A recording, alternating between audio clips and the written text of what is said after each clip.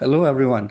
Thank you for tuning in to this episode of the Software Plaza podcast. I'm Twain Taylor, editor at Software Plaza, and I bring you a new conversation each week about something new that's happening in the space.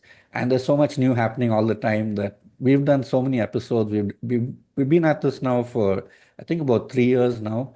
And there's still so much to talk about, especially in the past year with the rise of AI. There's just so much changing in the space, and I'm really, all out to cover all that's happening so that you can stay up to date and you can hear from some of the innovators, the creators, the people who are actually defining what's happening in cloud native security and cloud native computing in general today. And if you like what you hear, head over to all of our previous conversations and listen to some of them because they'd be related, they'd be quite interesting as well. You can find us on all of the podcast platforms, and our website is softwareplaza.com. So head over there as well. And with that, let's get into today's conversation. I have with me Gal Ordo, who's the co-founder and CPO at Native Security. So, we're going to be talking about security today, and we're going to be talking about Gal and Native's view on just what's happening in the world of security today and what that means for us who operate in the space. So it's going to be an exciting conversation. I'm looking forward to it. So let's get right into it. Gal, welcome to the podcast. It's great to have you here. Thanks for joining. Likewise, thank you very much for having me. All right, Gal, to get us started, could you give us an intro about yourself, your career path, leading up to co-founding Native? Just tell us your story. Yeah, happy to. So I'm Gal. I'm one of the founders of Native. And within the company, I lead everything that has to do with our customers. Anything from the day they first touch the platform and the first thing they attempt to do with it to when they become an expert user of the platform and have this amazing and great feedback to us. And it's up to me and the product team to then get it embedded. So this is my role within the company, which means that I work very closely with customers and I listen to what's important to them. And part to that, I've worked with AWS, where I led CNAP for them, a product called Security Hub, which is one of the largest cloud security product that was out of the US and based out of Tel Aviv now. And even before that, I've spent my entire career in security. Right, all right. Wow, interesting. Tell us something that has influenced how you think about security that you got from your time at AWS. What are some of the, foundational things that you got at AWS or maybe even before AWS? Something that's influenced your view of security as you built Native Security's product. Yeah, so Twain, as you know, Native is playing at the cloud security world, which I know from my time at AWS.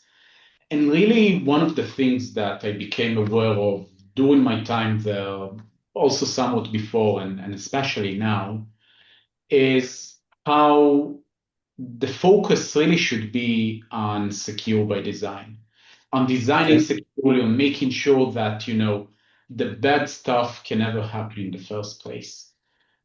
I joined AWS, and as mentioned, I led the Security Hub product line for them, and it has been quite a ride.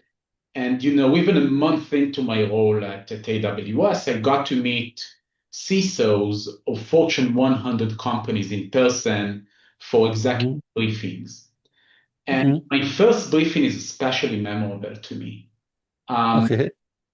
I go into that briefing and I sit there. I've only been with AWS for like a month or something like that. And Hmm. what me at the other side of the room sits the CISO and VP of cloud security and the entire team reporting to them, like 10 or 15 people. Hmm. And the overall sentiment in the room was Gal Security Hub is great. It gives us the detections we want, it's accurate, it's speedy, Hmm. Hmm. but also why do we even need to get to that bad place in the first place? Hmm. Why do you allow that to happen? And Right. I told them, the spiel of we give you flexibility and you can decide whatever you want, blah, blah, blah. And they're Mm-hmm. like, what we want is for this to never happen. So after the meeting, I go and I talk to the relevant teams and I come to them with a list of instructions, literally policies that they need to type and write and simulate and so on how to Okay. make sure that, in this case, they spoke to me about databases that are not encrypted, how to make sure that no one can create databases that are not encrypted. And I sent them All an right. email like a week later to follow up with all of the instructions. And one of the people emails me back and they're like, thank you, Gal, for following up. As you know, Security Hub has about, at that time, 250 additional detections. This is one. How do we do that for all of the other 249? And how do we do that in our other clouds? And how do we maintain that? And so on. And they even Mm, said, what you sent us is an easy one. And I mm, was like, took me at AWS a week to talk to all of my colleagues and my partner teams and figure out an approach to them. And again, to their point, it's creation of encryption of encrypted resources. It's an easy one.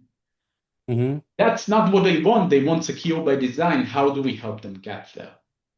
And Mm, so this planted the seed for what I've heard in a lot of customer conversations for what sort of became one of our major principles at Native, which is we don't give you findings. Like it's not what customers are looking for anymore in this world.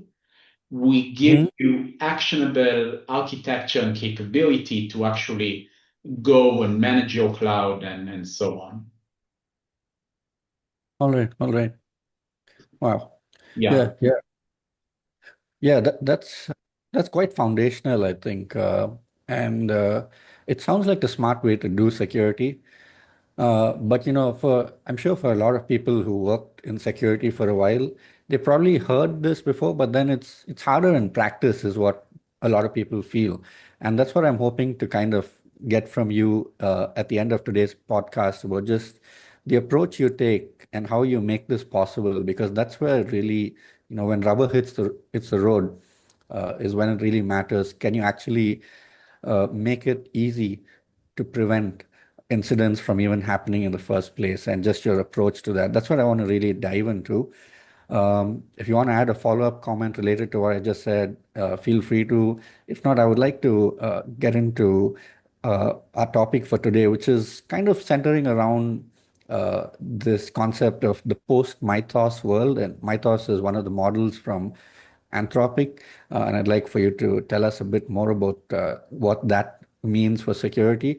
So take it away. Do you want to add something to what you said already, or you want to introduce us to this topic of just what Mythos means, Mythos and the other AI models mean for security? Yeah, I'm happy to segue into that. And in reality, when I talk to customers about how AI affects their infrastructure, what I'm hearing is sort of two main concerns. One, Mm-hmm, attacks are happening at AI speed.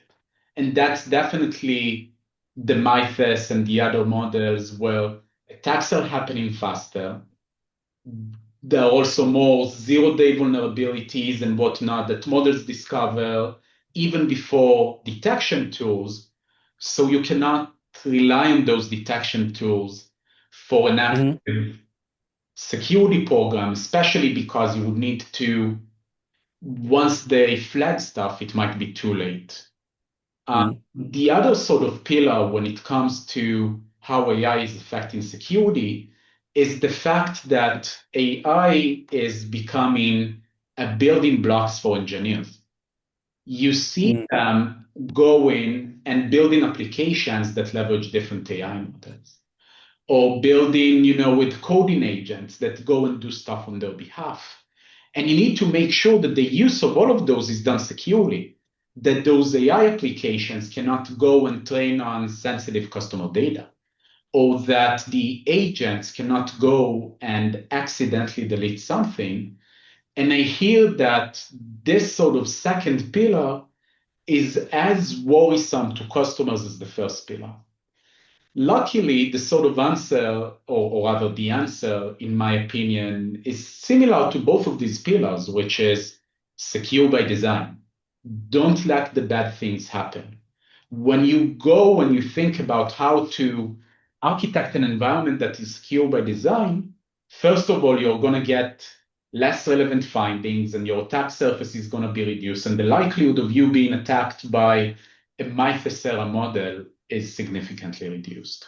But then also, as you build an application that has AI embedded into it, you can put on deterministic guardrails that are not part of your prompt into the AI, which is going to forget after a day or two. So it's really the answer, and it has to be the answer. Historically, when you look at on-premises network, when you were to go and build an office network or a server farm or like any of those, people would sit down and talk about the architecture before actually implementing any of it. And it hasn't happened in the cloud. And the agility that the cloud has brought and the ability to innovate is a good thing.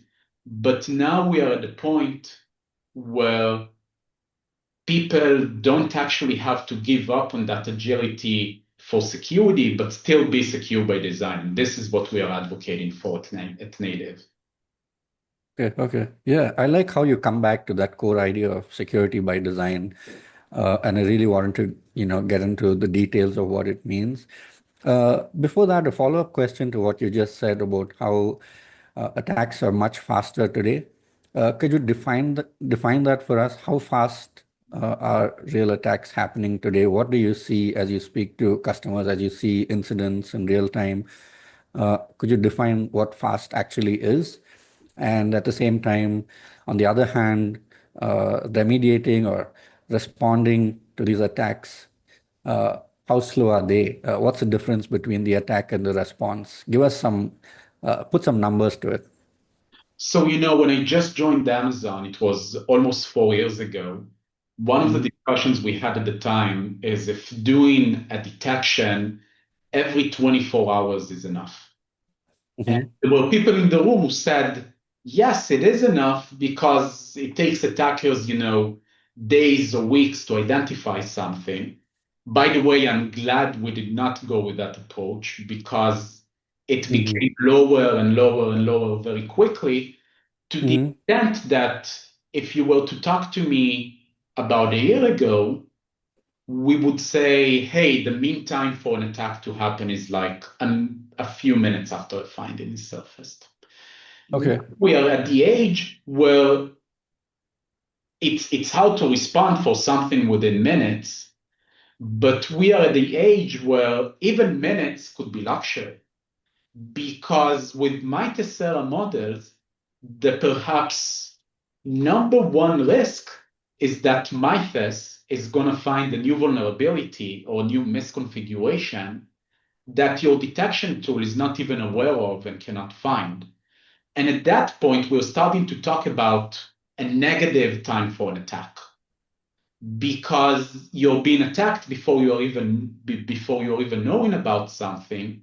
And again, to literally your point, that's why the sort of older detection approach, in my opinion, does not work anymore or will not work in the near future. All right. All right. Got it. Got it. Wow. Minutes. And that was even last year. Wow. Yeah. So we really don't have much of a window to work with. And another term that I want to just get into a bit more is just mythos, since it is definitely one of the central topics of what we're talking. Tell us a bit about mythos itself. What is it? What does it do? What does it not do? Why is it relevant to security? I mean, at the end of the day, Mythos is potentially one of the best, if not the best AI model out there, which was specifically trained on former attacks and network patterns and so on. Hmm. Anthropic released Mythos and Fable a couple months ago. And Hmm. after it was released within 48 hours, the US government hadn't blocked it. And one of the Mm-hmm. things that it said is that within hours, it was able to bypass some of the protections that some government agencies had in place. This is how dangerous it is. And this Wow. makes it so hard to respond to it. Now, Mm-hmm. Fable has been released again. Mythos will be released again soon. Anthropic is putting some guardrails around what can actually be and cannot be done with it. But Right. again, it takes us to the point that we don't know what we don't know. And like if the US government agencies, which are some of the most secure organizations in the whole world, are Mm-hmm. saying, hey, this shouldn't be out, then the reality is you need to prepare for that. And you cannot prepare for those releases by doing more of the same. We know that people have been doing more of the same for years and years and years, and still the mean time for an attack has decreased exponentially. Mm-hmm. The paradigm has to shift. All right. All right. Yeah. Yeah. When you talk about security by design, one of the things you talk about is just architecture. Another approach that comes up commonly when we think about security and preventive security specifically is scanning. And there's a lot of tools that take that approach, saying scanning is the answer. If you can scan every single package, every single line of code, every dependency right at the start, check everything before it even reaches before it reaches later in the pipeline, before it reaches even the middle of the CI, like at the very start, shift left basically, then that's good enough. That will prevent most of your incidents from even coming up in production. How do you see that as an approach, as the main approach? Do you think that is good to have? Do you think that is enough, or do you think that is not enough? What's your view on scanning? Yeah. So one of our board advisors, his name is Phil Venables. He's been the former chief information security officer for Google Cloud, and even before then for Goldman Sachs. He keeps talking about those two preventative approaches. What you Mm-hmm. said is code scanning, he refers to as shift left. And what Mm-hmm. you building the right infrastructure and architecture refers to as shifting down. And in reality, both approaches have their advantages.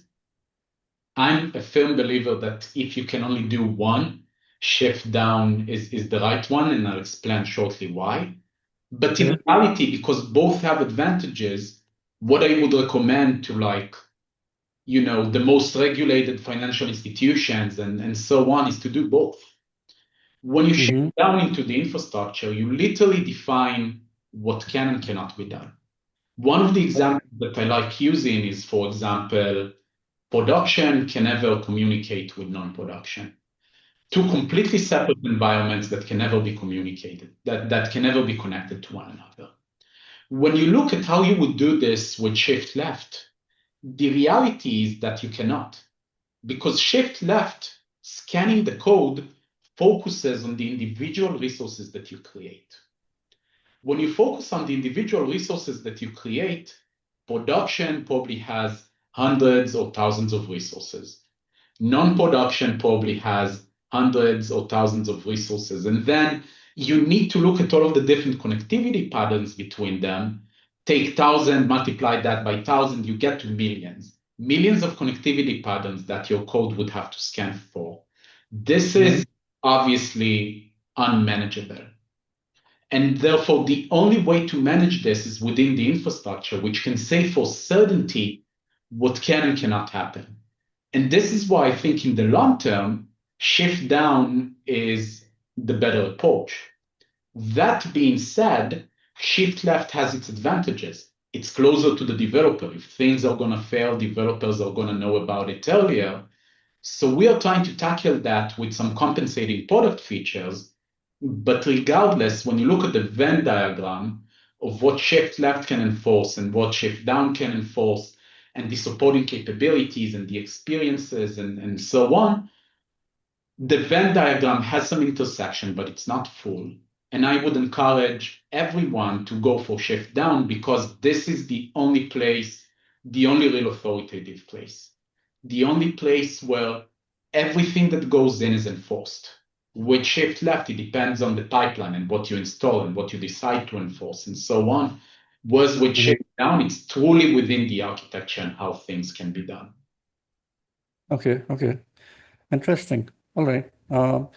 I've not heard so much shift down before. I've heard, obviously, everyone has heard of shift left, but it's interesting you talk about shift down. And I mean, it's a newer approach. And the reality is that if I wanted to start native 5 years ago, I couldn't have because the technical capabilities to allow for that sort of shift down motion were not in place from the cloud providers. We are literally using things in native that have been invented 2 years ago, that have been released 6 months ago. It constantly keeps on improving and innovating because I Hmm. think the cloud providers understand how much they need to invest on that, how much customers are asking for that. All right, all right. And when you say shift down, you're talking about architecture and you design the architecture in a way that gives you more control. Which components specifically are we talking about? Are we talking about the infrastructure, the database layer, or even more than that? Give us a bit of detail in terms of, if the architecture is sort of the governing layer, uh, what does it govern? What are the components it governs? Give us a little bit more detail there. Yeah, so in reality, let's go by the example that I said earlier on. Production should never talk to non-production. Okay. Seems easy enough. I Yeah. describe what I want in a single sentence. Anyone can understand it. But let's talk about what it means to actually implement it. It means that when you look at all of the available communication patterns, you need to make sure that an account from production is never able to assume identity from an account into an account in on production and vice versa. So you Hmm. tackle the identity layer. It means Okay. that an account from production can never read from the data plane of a database in non-production. So you need to tackle the data plane, or what I like to call the resource level policies. Hmm. And then there could be network connectivity between those two. So you need to put in the network controls. And in reality, is that, and for each of those categories, you need multiple controls. The reality is that the architecture touches into all of those components and even individual and even other components. Cloud providers now also offer what they call AI policies, which is a new level of policies that sort of describe what what agents and prompts AI can do and so on and so forth. So the architecture is really on all of those layers. And part of the challenge that we are trying to tackle is how do I take that one sentence, which sort of expresses the architectural principle and translates that into all of the relevant pieces and layers that go into the architecture. And this is, I think, part of the magic of what we do and part of how we do things within native. All right. All right. I think this is a good point for us to segue into talking about native, your approach and your product, and you have a little walkthrough prepared for us as well. Before we get into that, give us an elevator pitch of native's approach to security by design and how you actually implement this in your product. Yeah, so in reality, native is an operating system to the built-in security controls from the four major cloud providers, AWS, Azure, Google, and Oracle, so that customers can manage them through a single location and and focus on building active defenses within their cloud. To Mm-hmm. define what active defenses mean, we spoke about that architecture, about how you make sure that the bad stuff does not happen in the first place. And we literally have built a model which we call perimeter segmentation and baseline. Perimeter is the external communication pattern from the outside. This third-party vendor is not allowed to connect into my cloud environment. Only these are allowed to connect. Only connectivity from the US is allowed, and so on.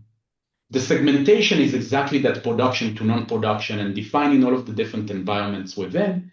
And then Mhm. the baseline for each of those zones and environments is how they're allowed to behave. This goes to, everything must be encrypted and AI agents can do this, but not that, and so on. We give customers the platform to define those three architectural principles, to roll them out through our platform, to do so safely with simulation, because a lot of our customers are using us on existing cloud environments. Things might actually break if if we don't do this safely, because people might be relying on some patterns that we're going to be blocking. And then the operationalization of those, managing exceptions over time, updating the policy as the use of the cloud evolves, and so on and so forth. So this is what native does, and it gives Mhm. customers the single pane of glass to sort of focus on that outcome, such as those that I've mentioned, and we do the entire translation for them. All right. Interesting. I find, yeah, the use of the word policy interesting, and I'm wondering where these policies would be applied within the stack. And I'm also wondering, just to kind of get an idea of where native sits in the overall security uh, picture. And there are like more than 50 acronyms that Gartner has come up with for cloud security. Could you tell us a bit more about, where native sits in the overall security mix and how people should think of it who are hearing of native for the first time? And tell us a bit more also about just how these policies are applied and where they are applied. Yeah, so we'll start from the policy bit. The word policy is overloaded because it can mean a bunch of things. It can Right. be a security leader level policy. That's what I said. Production should never be connected to non-production, and sensitive data should never be connected to the internet, and so on and so forth. Mhm. But it can also mean a literally technical policy that enforces some of those. And AWS calls a few of these primitives policies, and Azure calls a few of these primitives policies. So the word Mhm. policy is overloaded. And when I say policy, I literally mean a security outcome, like all of those that I've mentioned. So one security outcome at such as the ones that I've said, may very well translate to 20, 50, 70 different, what just for the clarity of terminology, may translate to 70 different enforcement controls or technical policies that would then be installed on the provider. The Mhm. reason native is being called native is because of the whole ship down approach. We All truly right. believe that the best enforcement is done within the cloud providers themselves. And Got who it. and they are the ones who make these technical policy primitives accessible to customers. We serve as an operating system to those native built-in security controls, hence the name native. And in Mm-hmm. terms of Gartner terminology, we are still in a place where Gartner does not have an acronym for us yet. They're Wow. not Okay. talking about, proactive cloud security and preventive cloud security and what it Mm-hmm. means. And in my Okay. opinion, proactive and preventive are two different words, but there is no acronym yet. But Right. we're actively working on that. Okay. Okay. Do you want to give us a sneak peek into some one of the terms that you have on your mind as a possible Gartner new category that you'd like to introduce? Oof. There are many, and we keep changing our opinion. One Okay. of our Gartner advisors have suggested CSOP, Cloud Security Operationalization Platform. Um, Okay. Another one has suggested um, CCM, like Cloud Control Management. I've heard quite a few. Um, I am not too sold on any of them. So if any of the listeners have any thoughts that they think I should plant into Gartner's mind, shoot me an email. All right, all right. Yeah. So that's still ongoing.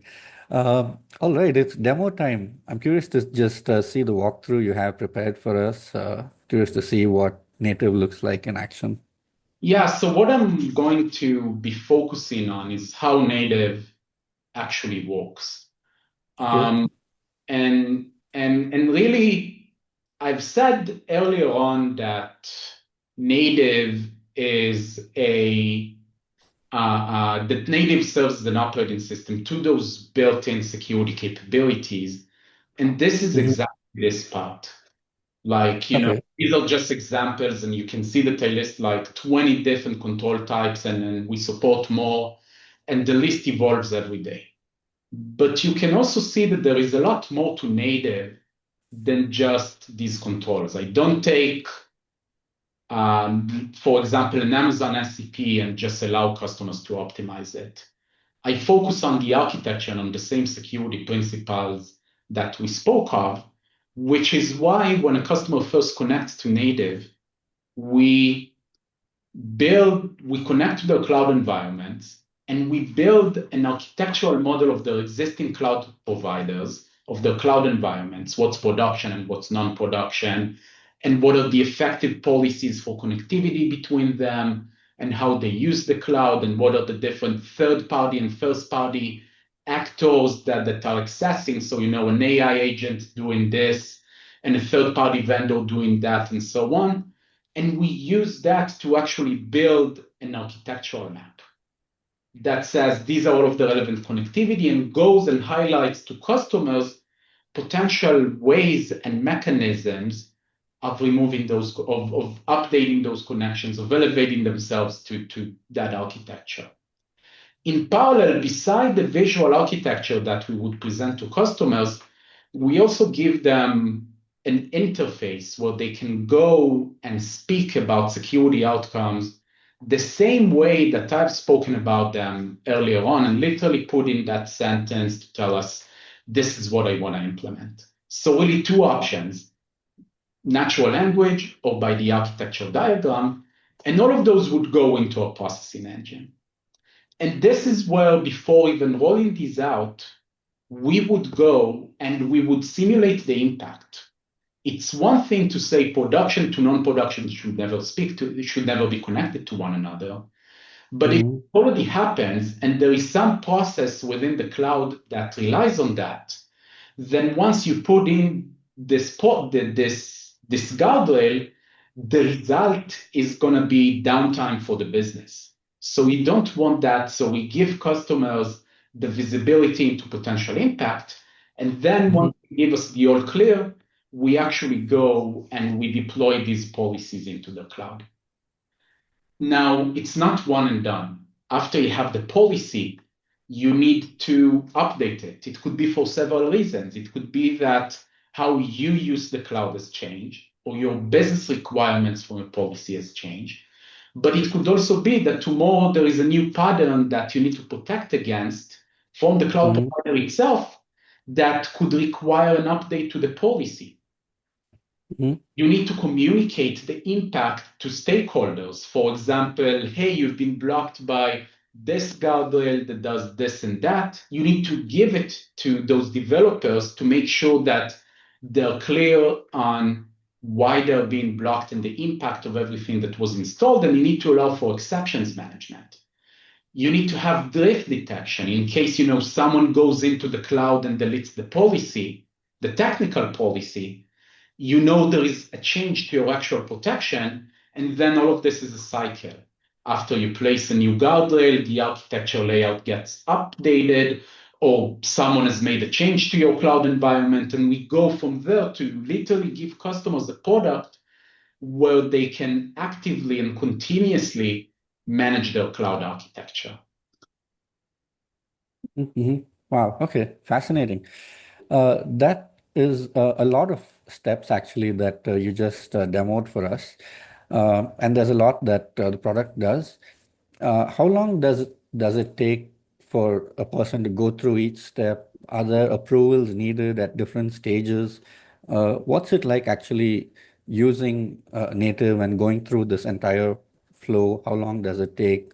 What are some of the important checkpoints that need to be sort of done by a human? Give us some more context in terms of what it's like to use it and put it in action. So it's really up to the customer. And the more the customer trusts us, the more they're able to execute more quickly and move more quickly through stuff. We've Okay. had a customer who was in a trial period with us, who created a list of success criteria and said, for this type of technical policy, I want 6 hours in saving. And this type, I want 3 hours in saving. And this type, I want 10 hours of saving. And they Hmm. got into a place where the savings were 10 to 20x more than that. Wow. It means they're getting to savings of potentially weeks. And that's because we theoretically you can go into a platform and say production to non-production, and you can put that within 10 clicks, 15 maybe, like Hmm. 2 minutes. Realistically, customers need to build trust because we are actively changing how the cloud can work. So we Okay. start with simpler stuff and they only roll it out on test accounts and they gradually go from there. Hmm. But our expert customers are working with the platform every day and are able to significantly accelerate the roadmap. All right. All right. One of the on the right side of the slide there, where it listed the cloud providers, I saw that the list of items under each cloud provider is different, and that was kind of fascinating because I mean they provide very similar services. They all got cloud instances. They all have security and observability tools. They all have data tools. I mean they're competing on the same field pretty much. Uh, why is there so much variation between them, and what does that mean for security across these different cloud providers? Does it create complexity? What are some of the things that you had to encounter and resolve or work with as you built a product that works across these four different vendors? So the funny thing is that this is not just complexity by name. It's not that one Okay. thing in AWS is equivalent to another thing on Google. It's Mm-hmm. complexity of how these things actually work. So, for example, one thing that you can do with an SCP on AWS could translate to an organizational constraint on Google, and another thing with SCP on AWS would translate to VPC service controls on Google. And then you, Mm-hmm. for example, at VPC service controls on Google, and the outcomes from those can be translated into SCPs and RCPs and declarative policies on the AWS side and potentially more. So it's not one-to-one equivalency, it's many-to-many equivalency, and not even because some things that can be done on one cloud provider cannot be done on other cloud providers. This is what Mm-hmm.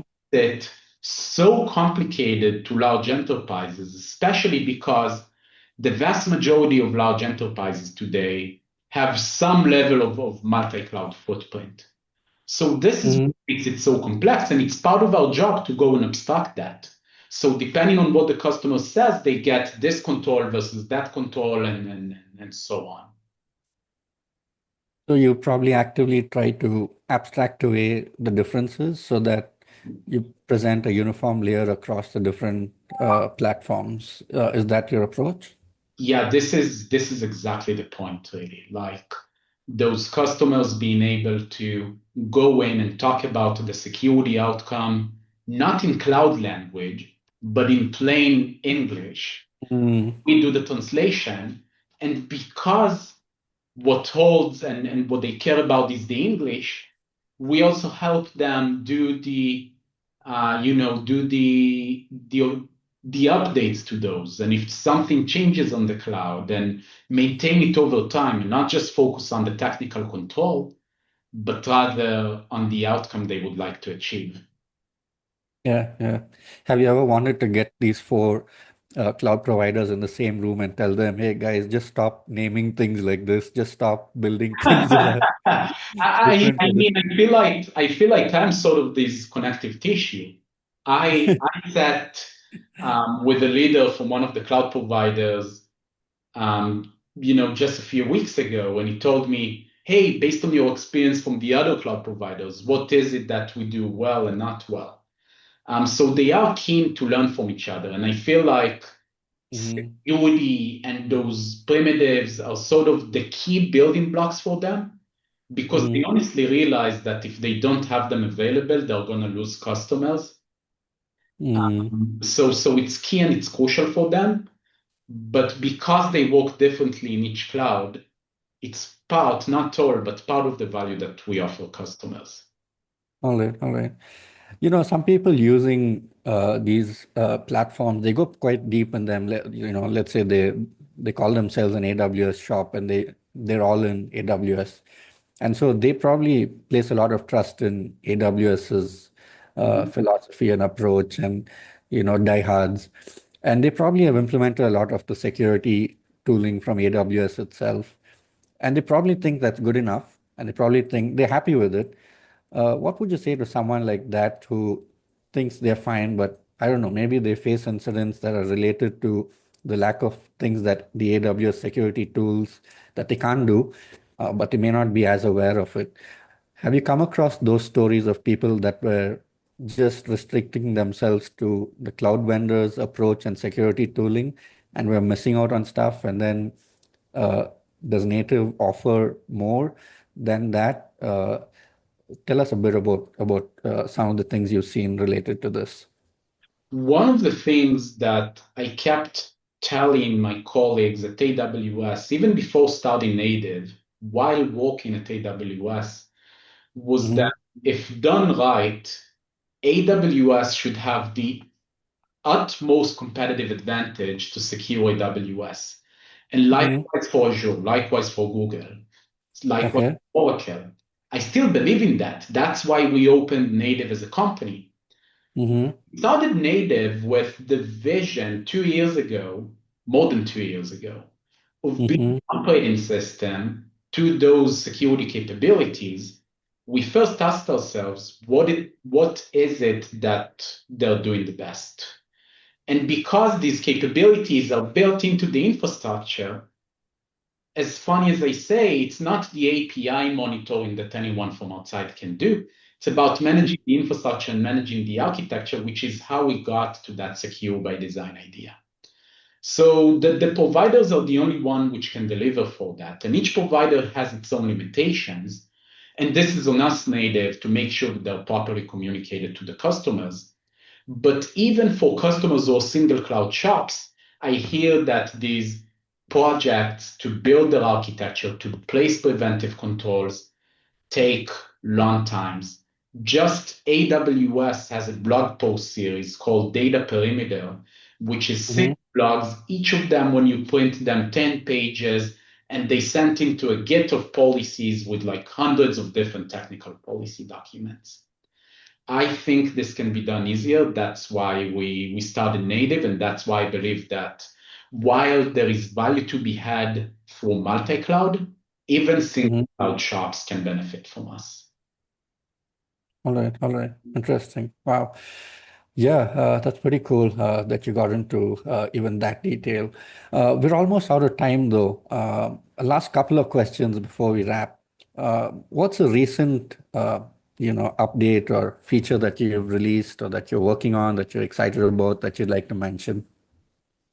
Yeah, I genuinely think that we sort of achieved the accumulation of our vision a couple months ago when we launched the architecture diagrams within Native, where you can literally go and visually reason about the security architecture that you have and how everything is secure by design.